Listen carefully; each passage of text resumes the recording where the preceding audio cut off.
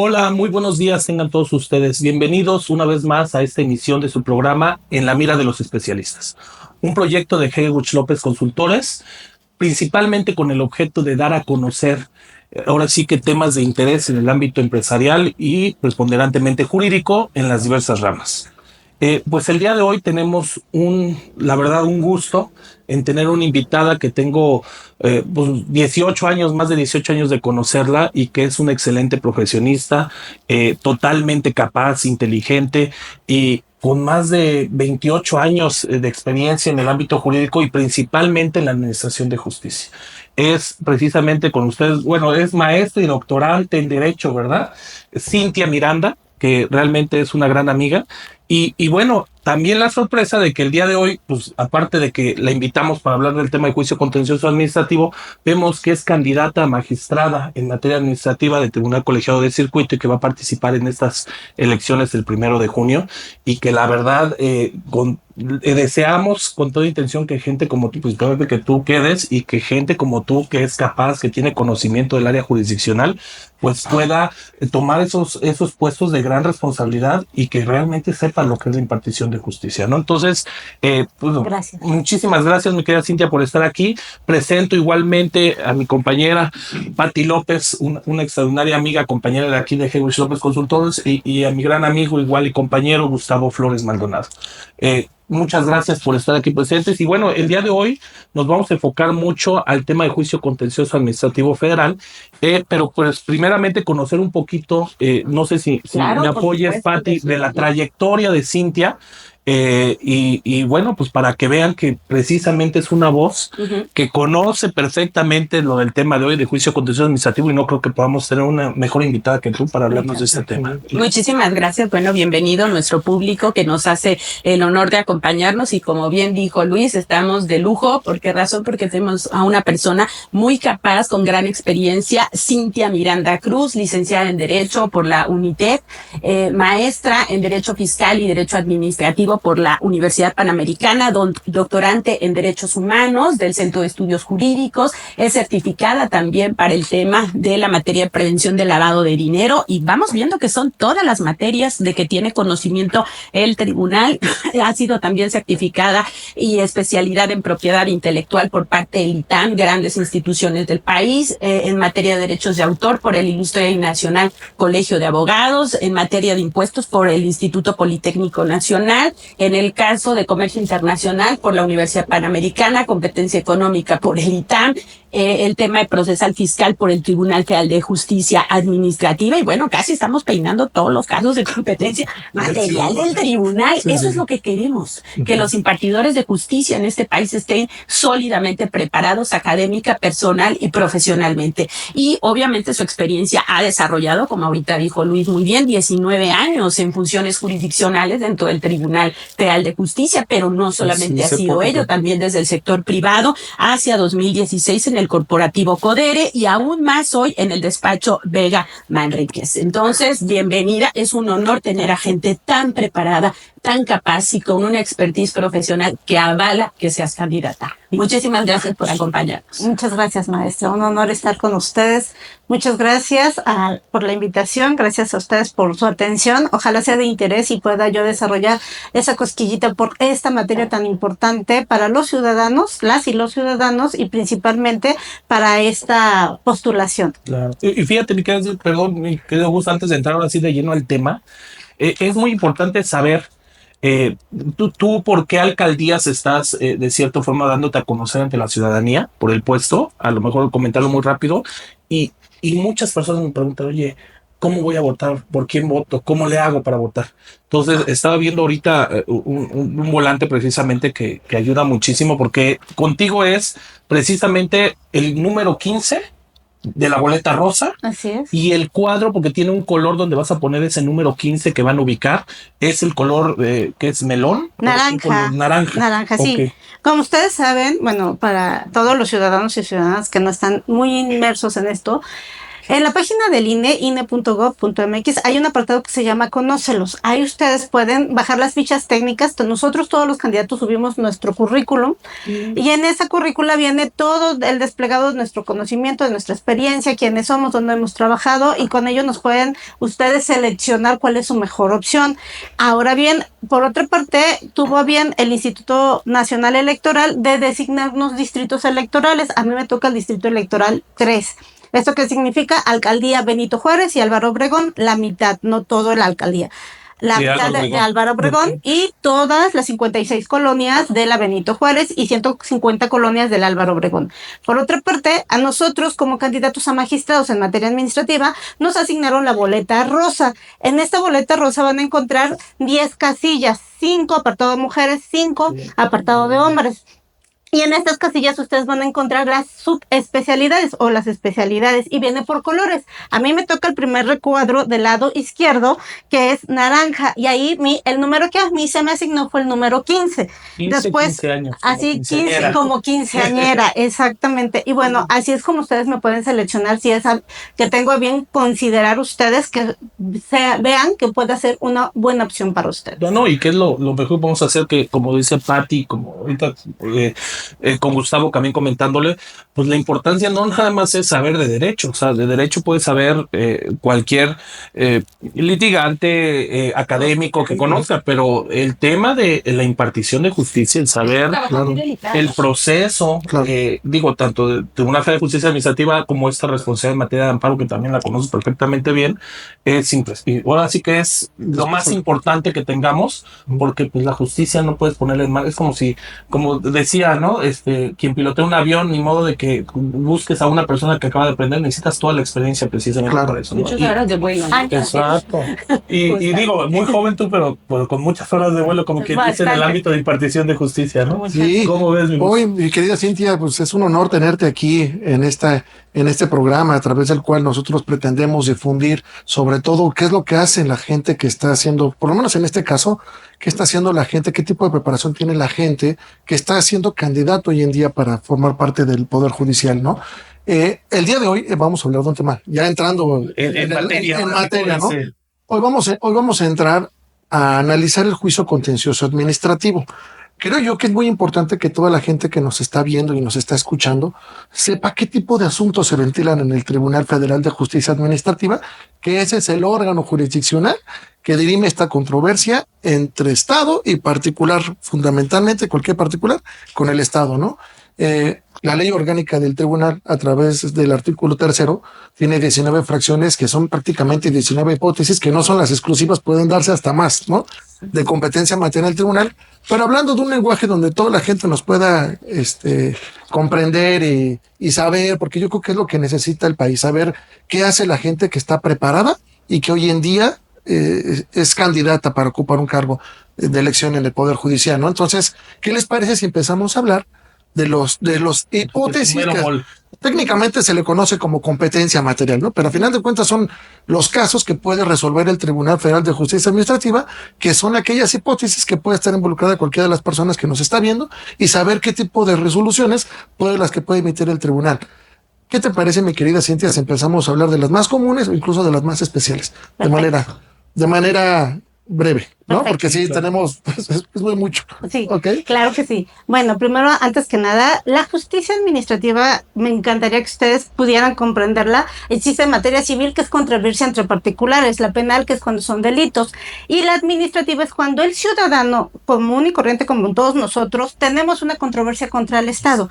En esta controversia contra el Estado, surge desde Francia y se traslada a América Latina. En 1936 nace el Tribunal, en aquel momento denominado Tribunal Fiscal de la Federación, y nace desde una visión de impuestos. Esto es, las primeras fracciones del artículo 3 de la Ley Orgánica del Tribunal Federal de Justicia Administrativa, nos vamos a encontrar que las primeras 4 fracciones se refieren a cuestiones fiscales. Esto es, impuestos, su naturaleza es totalmente, y de hecho, por eso se denominaba Tribunal Fiscal de la Federación. En aquel momento, a lo largo de casi 60, 70 años, va incorporándose nuevas materias y vamos a encontrar que se va anexando todo el comercio exterior, aduanas, pensiones, obra pública, responsabilidades administrativas, responsabilidad patrimonial del Estado, Seguridad social, seguridad, sí, por no, supuesto, Y van contra negativa de pensiones con cargo al ISSSTE, con cargo al Instituto pensiones civiles, del ISPAN también, toda la seguridad social, ¿no? claro, y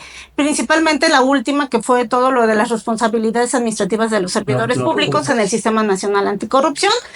Tenemos también propiedad intelectual, materia ambiental, telecomunicaciones, y esta suma de competencias hace que cada vez sea más especializado, y por eso tenemos salas especializadas en el Tribunal Federal, de actual nombre, Tribunal Federal de Justicia Administrativa. Y es que uno pasa, por ejemplo, por Insurgentes de un edificio muy bonito y dice Tribunal Federal de Justicia Administrativa, y luego la ciudad decía, bueno, ese tribunal, ¿cuándo voy a ver? Pues cuando hay casos como este tipo en el que tú tienes un problema con el Estado y quieres acudir, y el cómo acudir. O sea, porque luego es bien complicado el saber, ¿no? Yo tengo este problema, yo tengo esta resolución de una autoridad, ¿cómo acudir? Primero, pues me imagino, bueno, no me imagino, pero detectar si es federal o local, porque también hay tribunales locales. Ahora, si es federal, acudir al tribunal, pero el tribunal, y ahí vamos a la parte procesal, tiene diversos tipos de medios de defensa o de juicios dentro de ese tribunal que puedes conocer.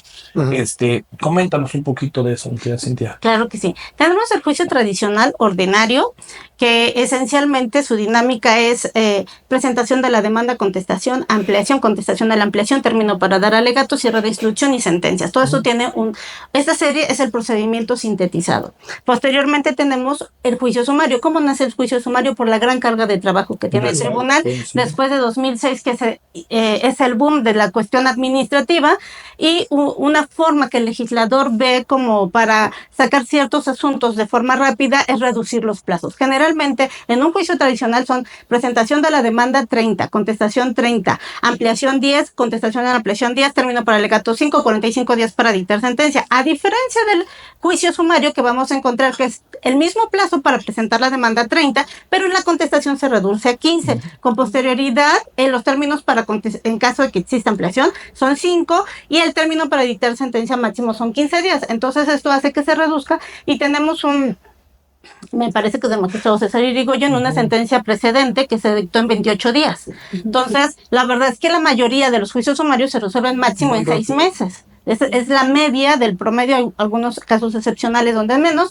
y tenemos otro tipo de juicio. Y son de cuantía menor, son de cuantía menor, ¿no? Así es. Puntos y algunos, digamos, algunos asuntos, no la generalidad. Exacto. Sí, en el artículo 58-15 de la Ley Federal de Procedimiento Contencioso Administrativo van a encontrar los supuestos de procedencia, y son 3 esencialmente. 1, créditos fiscales; 2, multas administrativas; y cualquiera que venga de resolución. Esto de una resolución de un recurso de revocación o recursos administrativos.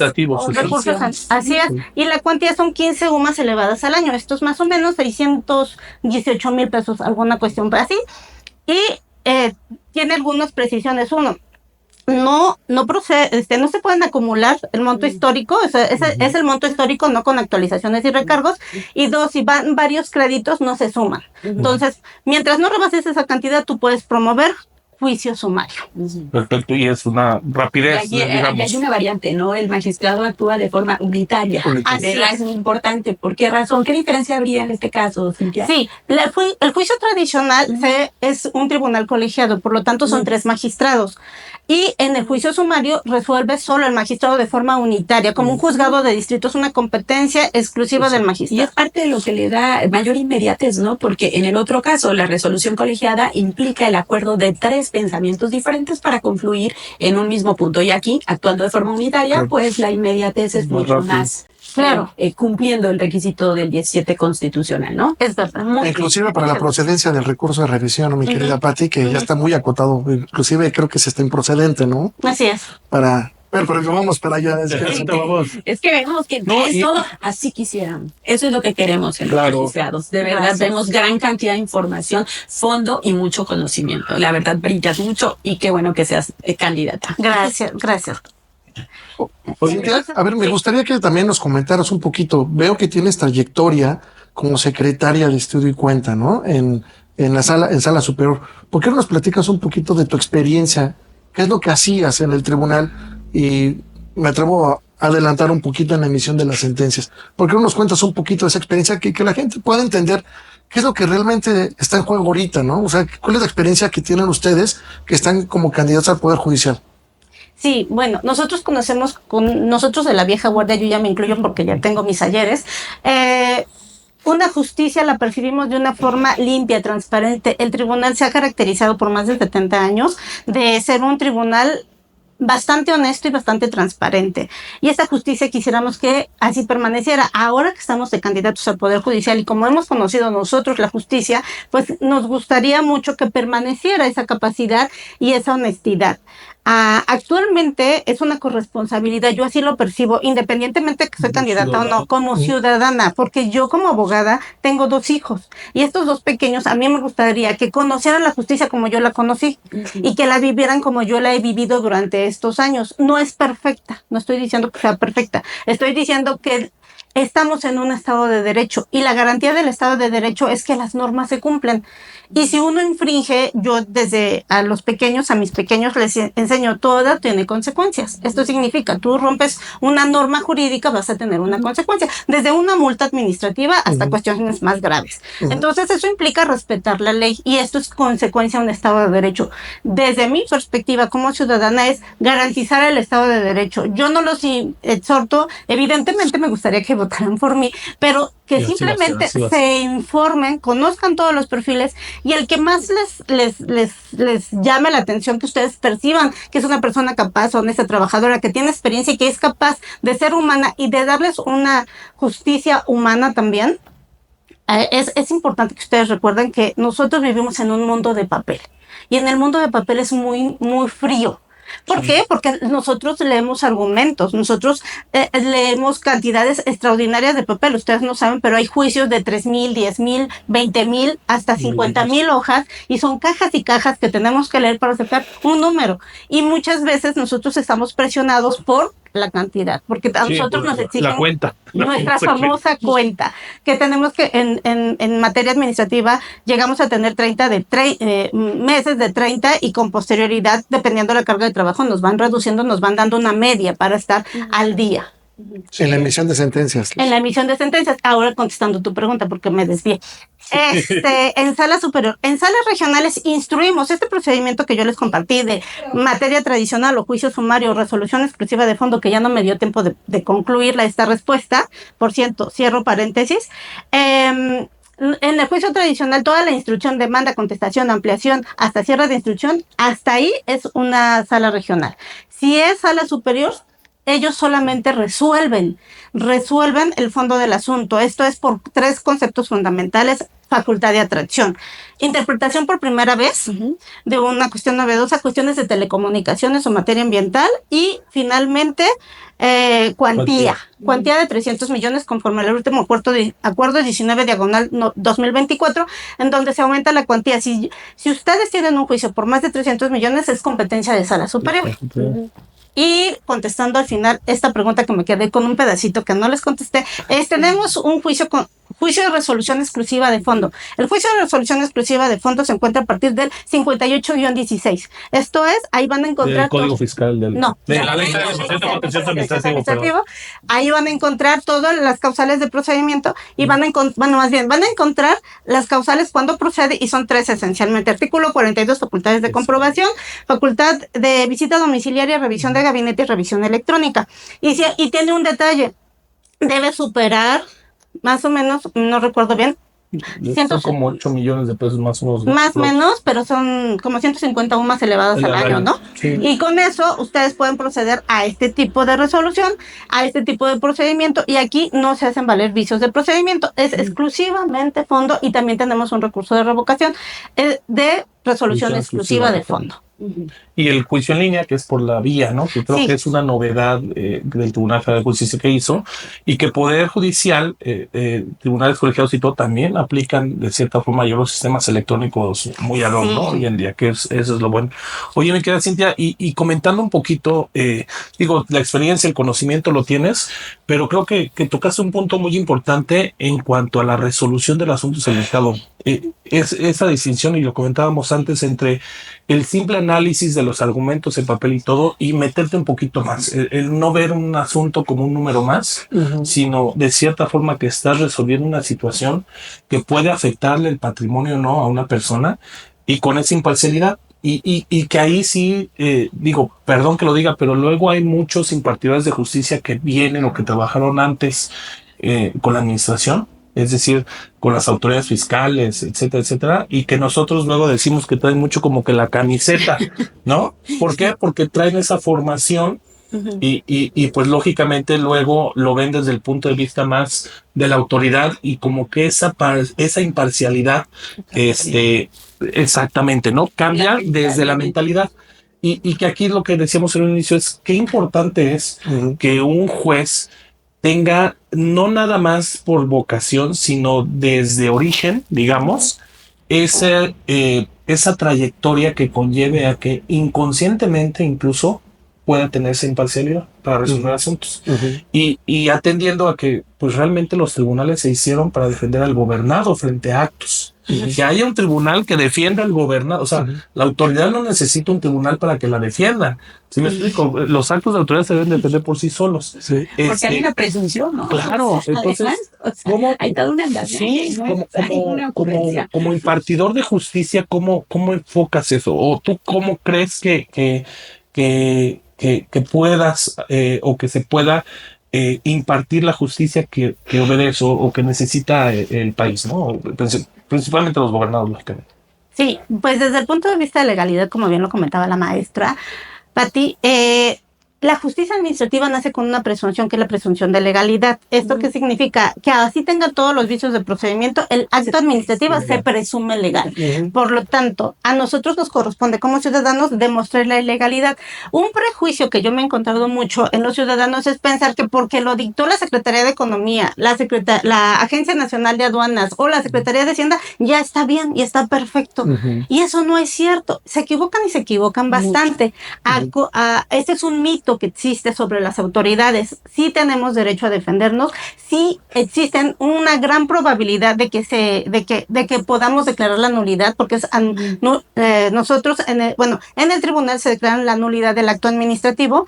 Y dos, no tengan miedo de defenderse contra el Estado, porque esa es una presunción o es una percepción del ciudadano de soy David y él es Goliat, tiene toda la infraestructura, tiene todo el conocimiento, la ley lo protege, casi. No es así, ciudadanos. De verdad, les digo, hay muchos despachos como en el que estamos actualmente y donde podemos defenderlos y defenderlos bien con un carácter humanista y como juzgador yo te puedo decir que yo he dictado a lo largo de 19 años cantidad de sentencias, más de 4,500, siempre arrastrando el lápiz, porque nosotros tenemos que analizar las cosas y verificar la legalidad del acto. Si es legal, es legal. No, claro, una de las cuestiones es la imparcialidad. Por eso el juzgador tiene una toga y un birrete negro, porque no estamos a cuestiones políticas, religiosas, o de si me caes bien, o de favoritismo. Nosotros aquí la ley dice, la infracción es tal, la consecuencia es tal. Perfecto, lo hiciste, sí,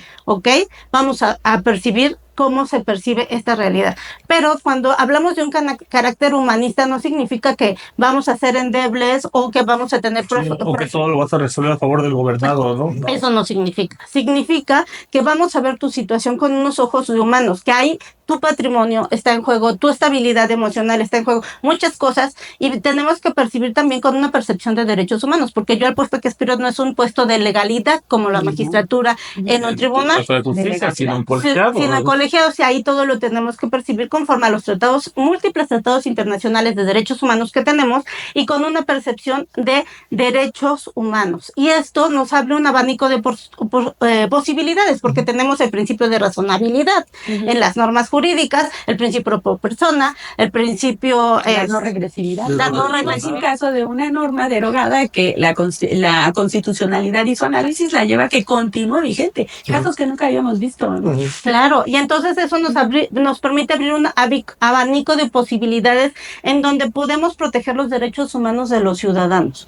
Esta es la parte humanista de la que tú me estás comentando. Claro, y bajo el régimen de la ley de amparo, ¿no? Sí. Es posible. Oigan, a mí me parece muy importante que la gente que nos está viendo, que nos está escuchando, entienda un poquito de esa naturaleza del Tribunal Federal de Justicia Administrativa, hoy denominado así, porque ese tribunal tiene la justicia administrativa en carácter a nivel federal tiene una particularidad, que aquí no interviene el Poder Judicial. ¿Saben? Que es importante acotarlo, Claro. así, ¿no? Para que Sí, ya es la instancia instancia que analiza la sentencia, ¿no? Cuéntanos un Entonces, poquito en qué parte interviene ya el Poder Judicial A la segunda. y la naturaleza del tribunal. Ah, perfecto. Y la naturaleza. Primero, la naturaleza del tribunal. La naturaleza del tribunal es de plena jurisdicción. Esto es, dentro del artículo 52 de la Ley Federal de Procedimiento Contencioso Administrativo, tienen facultades para reconocer derechos subjetivos, para declarar efectos, para ordenar la devolución de cantidades, por ejemplo, en negativa de devolución de impuestos, un ejemplo, Ahorita. o, por ejemplo, en responsabilidad patrimonial del Estado, donde se reconoce el derecho a una indemnización por daños y perjuicios y diferentes tipos de derechos subjetivos. También tiene la facultad de ejercer el cumplimiento. Eso es por la parte de la naturaleza, plena jurisdicción. Y por parte del tribunal, bueno, donde interviene precisamente al puesto al que yo aspiro, que son los tribunales colegiados de circuito. En los tribunales colegiados de circuito existen, bueno, se integran por 3 magistrados, tribunales de circuito, que revisan las sentencias tanto del Tribunal Federal de Justicia Administrativa como las de juzgados de distrito en materia administrativa, son la segunda instancia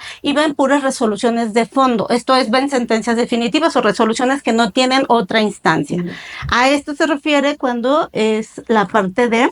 Donde ya interviene el Poder Donde Judicial. ya interviene el Poder o sea, que Judicial. realmente vas a analizar si los magistrados del Tribunal Federal de Justicia Administrativa dictaron la sentencia conforme a los derechos de la Constitución, Así ¿no? es. Que se establece en la Constitución y en los tratados internacionales. Y ahí es muy importante que, pues, muchas veces esa segunda instancia llega a ser la última instancia que tiene. En muchos casos, porque no todos los casos van a la corte, y ese enfoque de conocimiento, pues lógicamente la ley de amparo que lo tiene es del procedimiento de colegiado, pero del conocimiento también de las leyes sustantivas Claro. que se analizaron o que fueron materia de análisis en la sentencia, que a su vez es lo que tú vas a analizar de constitucional o no, ¿no? Si me permites aquí hacer una precisión, es importante destacar que cada materia tiene una naturaleza diferente y principios fundamentales. No es lo mismo controvertir propiedad intelectual que materia ambiental, que fiscal, que aduanas, que comercio exterior. No es lo mismo que cada principio, o sea, una persona que se dedica a responsabilidad patrimonial del Estado, si bien conocemos toda la parte administrativa, también hay principios que sustentan la responsabilidad patrimonial del Estado y tenemos sentencias de la Corte Interamericana que nos dan pauta y nos abren nuevos derechos y los alcances de los derechos. Como ustedes bien saben, y si no se los platico, los derechos humanos no son absolutos, son relativos. Y 2, tienen alcances y límites, porque todos son universales e interdependientes. Entonces tenemos que, en esta amalgama de derechos humanos, buscar el mejor beneficio hacia ustedes, los ciudadanos. Los gobernados. Oye, mi querida Cintia, pues mira, un placer. Queremos ahora sí que invitarte nuevamente. Sé que andas súper ocupada, pero a ver si en próximas veces vienes, porque hay tantos temas de juicio contencioso que esto fue como una embarrada. Que abre la puerta para que pues podamos a lo mejor especializarnos, no sé, hablar un día de juicio de fondo, otro día a lo mejor del juicio de amparo, de la revisión, no sé, recursos de recursos, cualquier cosa. Juicio de agresividad. Juicio de agresividad. Esas son cositas que, esto, bueno, en las carreras el juicio contencioso a veces se llevan meses, ¿no? Sería imposible ahorita notar técnicamente todo esto, pero sí, yo creo que es muy importante que la gente que tiene trayectoria, por lo menos en el Tribunal Federal de Justicia Administrativa, creo que hasta válido es que se postulen para ser parte del Poder Judicial como magistrados del primer circuito en este caso, porque son los que van a revisar hasta posibles violaciones que se dan en el juicio, ¿no? Y a mí me cuesta un poco de trabajo pensar cómo una persona que no tenga experiencia va a llegar a ocupar un cargo como magistrado de circuito en materia administrativa sin conocer todas las reglas y todo el fondo que se rigen y la materia tan grande del juicio contencioso administrativo. Hablando meramente nada más de ese caso, imagínense ahora analizar las resoluciones emitidas por un juez de distrito en otros ramos de la materia administrativa, ¿no? Entonces, claro, es enorme, es grandísimo, ¿no? Y creo que también está en nuestras manos decidir a quién. Que es lo importante, también obligación de nosotros como ciudadanos, entrarnos un poquito y adaptarnos. Si la norma hoy en día establece esa situación en la cual, o esa obligación que le dan a los mexicanos y derecho para votar por los que van a integrar el Poder Judicial, pues creo que es la mejor decisión, el estar informados, como comentas. Y bueno, pues recuerden, te vamos a encontrar en la boleta, mi querida Cintia Miranda Cruz, número 15, propuesta por el Poder Ejecutivo y el Poder Legislativo, por ambos poderes. Sí, gracias. Y entonces, cuando agarremos nuestra boletita rosa, tenemos que poner en el recuadro naranja, número 15, que lógicamente naranja es de materia administrativa. Así es. Y de la candidata mujer que vamos a, porque tenemos la opción de escoger un hombre y una mujer. Así es. En este caso, ¿no? Entonces, bueno, pues recordarles a todos, mil gracias. No sé, mi querida Pati, que quieras comentar algo. Y ver el desempeño que no solamente queda en una currícula, sino que hace honor a él. Así que te esperamos, ojalá y estés de verdad formando parte integrante del Poder Judicial. Para felicitarte cuando Para felicitar. Claro que sí. ¿Vale? Muchas gracias. Pues no olviden, vota 15 rosa, como 15 años, en el primer recuadro del lado izquierdo, en el recuadro naranja. Perfecto. Muchas Muchísimas gracias. gracias. Muchas gracias a todos. Gracias.